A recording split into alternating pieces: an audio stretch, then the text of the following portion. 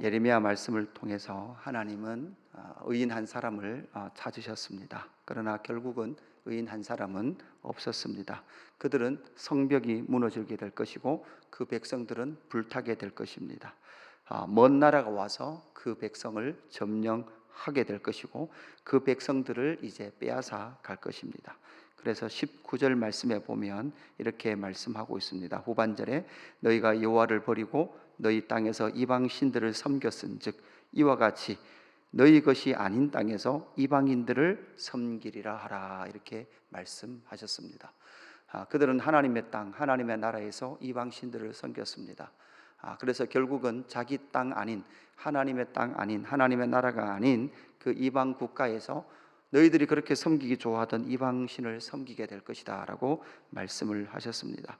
이제 오늘 본문 20절부터는 하나님께서 이스라엘 백성들의 죄책을 이제 지명하고 있습니다. 그들의 죄를 이제 정리를 하고 있고 그렇게 제목을 선포하고 있는 것이죠.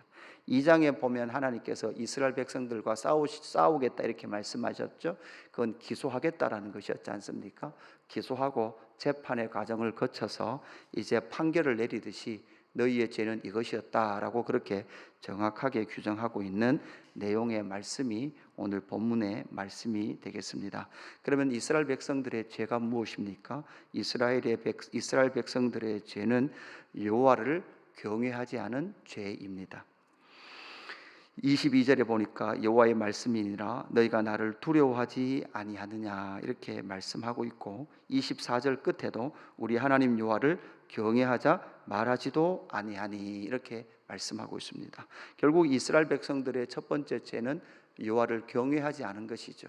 경외하다는 것이 무엇입니까? 존경하는데 두려울 만큼 존경하고 그 존경이 사랑이 되어서 경외하고 두려워하고 존경하고 사랑하는 것, 그것이 바로 이스라엘 백성들이 하나님을 대해야 될 그러한 태도였습니다. 거기에 대하여 하나님의 경외함에 대하여 하나님은 무엇으로 설명하고 있습니까? 너희들 바닷물 잘 보아라. 내가 바닷물을 모래로 막아놓고 있다. 사실 여러분, 모래 그게 힘이 있습니까? 그냥 스치고 지나가면 흩어질 것이 모래지 않습니까? 모래로 그것을 지키고 있는데도 불구하고 바다가 때로는 산처럼 뛰놀지만 그러나 때가 되면 결국은 그 모래를 넘습니까? 못 넘습니까? 모래를 넘지 않는다. 다 누가 정해놓은 것입니까? 하나님이 정해놓으신 것, 하나님이 정해놓으신 그 범위 안에 뛰놀고 있는 저 바다를 보아라. 너희가 나를 경외하지 않을 수 있느냐? 하나님께서 붙들고 계신 이 온 우주의 그 질서, 그것을 보면 하나님을 경외할 수밖에 없다라는 것을 우리에게 말씀해 주고 있죠. 만약 하나님께서 그것을 놓으신다면 여러분, 마지막 때가 어떨 때일까요? 그 모든 잡고 있는 하나님의 손길이 풀어질 그때는 모든 이 세상의 질서는 끝나버리는 것이죠. 우리도 마찬가지입니다. 이 심장을 붙들고 계신 하나님, 여러분, 삶과 죽음이 멀리 있지 않듯이 우리의 생명을 붙들고 계셨던 그 심장을 붙들고 계셨던 그 손이 놓이면 질서 있던 우리의 몸, 살아있는 것이 질서 있는 거죠. 그러나 그 무질서, 바로 죽음이라는 것은 그 모든 생명의 호흡에 손이 놓여질 때 무질서로 넘어가는 거지 않습니까? 이것처럼 하나님께서는 너희들이 바닷물을 보아라. 그것을 볼 때에 나를 두려워하지 아니하겠느냐, 이렇게 말씀을 하고 있는 것이죠. 우리는 지금 일어나는 많은 이런 비의 피해들을 보고 있습니다. 여러분, 사람들이 모든 것을 다 할 수 있을 것 같고 모든 재난을 대비할 수 있을 것 같지만, 그렇게 사람은 지혜롭다고 생각하지만 사람은 그렇지 못하죠. 그런데도 불구하고 하나님의 계심과 하나님의 통치하심, 하나님을 두려워하지 않는 이 세상은 그럴 수 있죠. 그러나 하나님의 나라라고 말하는 이스라엘은 그렇지 않아야 했습니다. 하나님 되심을 인정하고 하나님을 두려워하며 하나님을 경외해야 됨에도 불구하고 그 백성들은 그렇게 하지 않았던 것이죠. 그뿐만 아니라 이른 비와 늦은 비를 때를 따라 주시고 또한 추수의 기한에 때를 정해서 추수하게 하시는 하나님. 여러분, 신기하지 않습니까? 가을이 돼야 추수합니다. 또한 곡식에 따라서 추수의 기한이 다 다릅니다. 환경을 바꿔주지 않으면 그 기한, 열매 맺는 기한이 바뀌지 않습니다. 언제든지 그 기한이 찼을 때에 그 때를 따라 열매를 맺게 되는 것이죠.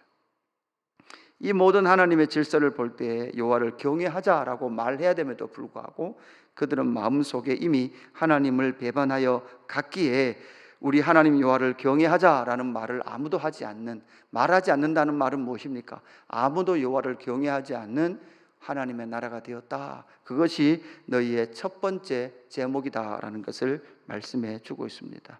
그뿐만 아니라 또한 두 번째 죄는 무엇입니까? 악이 번성하는 하나님의 나라를 만들어 버렸던 것이죠. 26절, 내 백성 가운데 악인이 있어서 새 사냥꾼이 매복함 같이 지키며 덫을 놓아 사람을 잡으며 새장에 새들이 가득함 같이 너희 집들의 속임이 가득하도다, 이렇게 말하고 있죠. 그러니까 온 나라가 속임으로 가득한 거예요. 온 나라가 악인으로 가득한 거죠.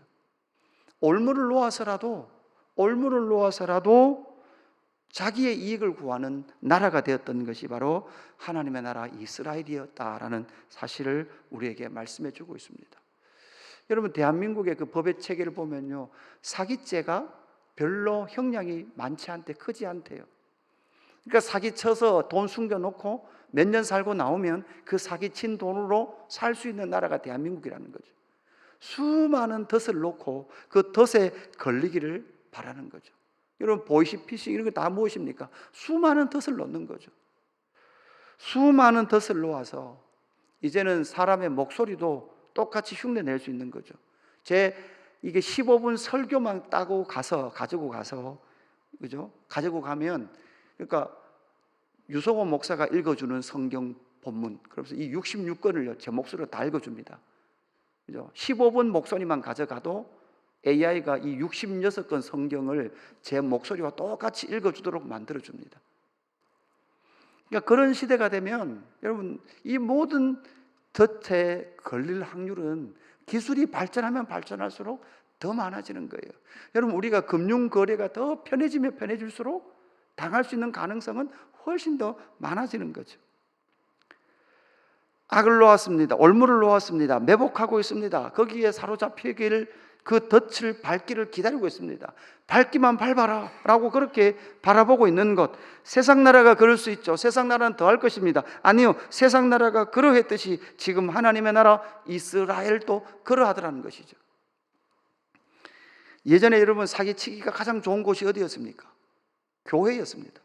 사기꾼들이 어디에 몰려왔습니까? 교회로 몰려왔습니다.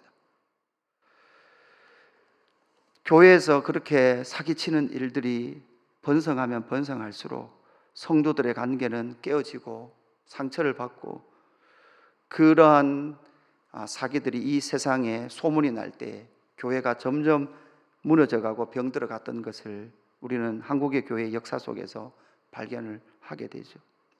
그러했듯이 이스라엘, 하나님께서 거룩한 백성, 제사장 나라 삼기를 원했던 하나님의 나라 이스라엘 백성들이 이러한 속임과 올무에 매여서 그렇게 속임과 올무를 놓고 사기를 쳤던, 덫을 놓았던 그들이 문제는 무엇입니까? 27절 끝절에 후반절에 보니까 그러므로 너희가 번창하고 거부가 되고 살이 찌고 윤택해졌더라라는 것이죠.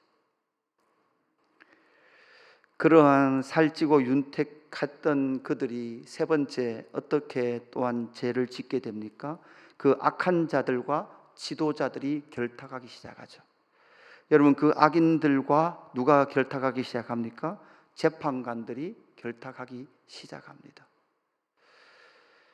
이것이 바로 결국은 악의 카르텔을 이루어서 세상 나라가 그렇게 돌아가듯이 하나님의 나라조차도 바로 이렇게 돌아가고 있는 상황. 세상 나라는요, 악의 카르텔이라고 말하는 그 모든 것들은 또다시 악의 카르텔이 됩니다. 힘을 가진 자가 또다시 힘의 권력을 가지고 자기의 이익을 취하는 세상을 만들어 갈 것입니다. 똑같을 것입니다. 그러나 하나님의 나라는 달라야 했습니다. 하나님의 나라는 하나님이 다스리시기에 달라야 했음에도 불구하고 결국은 돈을 가진 그들이 권력을 가지고 법을 사로잡음을 통하여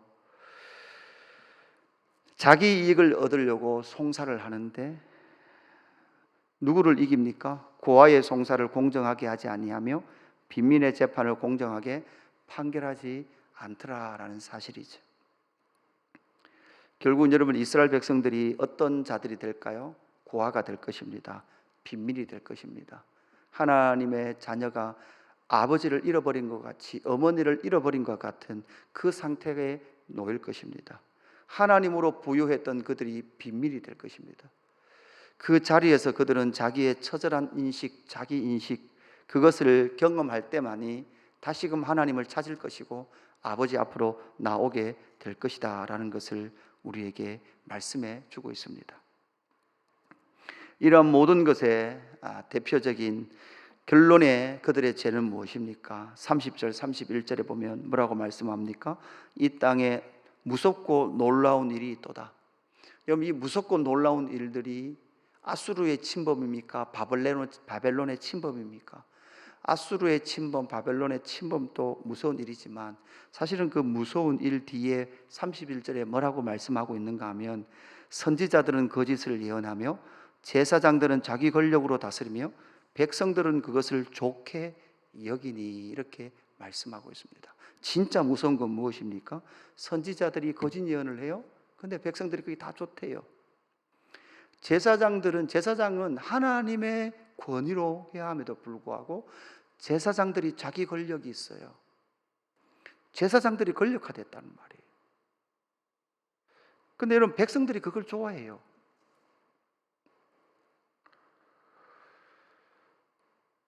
그러니까 지금으로 보면 목회자들이 진실을 말해주지 않고 듣기 좋은 말을 해주는 것 백성들이 좋아합니다. 성도들이 그걸 좋아합니다. 그리고 목회자가 더 많은 권력을 가지고 더 많은 권위를 가지는 것을 성도들은 그걸 더 좋게 여겨요.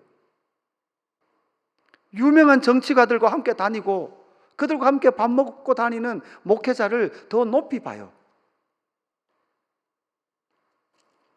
이게 이 시대에 지금 우리의 모습과 같이 이스라엘 백성들의 모습인데, 이스라엘 백성들도 그것을 좋게 여기더라는 거죠. 그걸 자랑하더라는 거예요.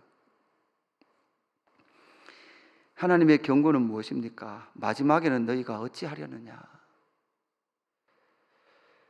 하나님의 심판은 이 땅에 없는 것 같아요. 왜 없는 것 같습니까? 악인이 번성하거든요. 사기꾼들이 더 부유해지거든요. 그들이 법관과 결탁하여서 고아와 빈민들을 더 박해하거든요. 하나님 살아계신 것 같습니까? 아닌 것 같은 것들이 지금 역사 같다라는 거죠. 이렇게 거짓 제사장, 거짓 선지자들이 있음에도 불구하고 그들은 더 사람들에게 인기를 얻어갈 것입니다. 하나님의 심판과 하나님의 개입은 유보된 것 같으나 유보되지 않았습니다. 하나님은 말씀하십니다. 마지막에는 너희가 어찌하려느냐.